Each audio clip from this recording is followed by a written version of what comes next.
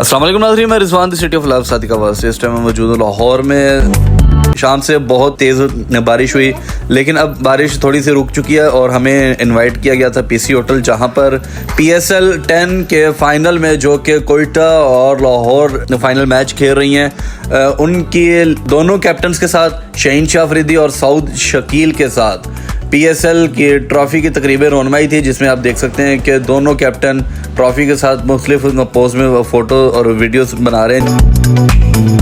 जिसके बाद मोहम्मद अहमद ने शाहीन शाह अफरीदी से सलाम लिया और बहुत खुश था कि मैं भी पाकिस्तान क्रिकेटर से मिल के आया हूँ। इसके बाद मेज़बान के साथ हमने कुछ रिफ़्रेशमेंट किया, जिसमें जूस, केक और कुछ बिस्किट से, और मैंने अपने लिए चाय मंगवाई। और यहाँ पे मैंने मुख्तलिफ क्रिकेटर्स के साथ सेल्फी और वीडियोस बनाई, जो कि पूरी टीम वहाँ पर मौजूद थी। बच्चों ने बहुत इंजॉय किया और रात गए, फिर हम वापस आ गए। दुआ में याद रखिएगा। अल्लाह हाफिज़।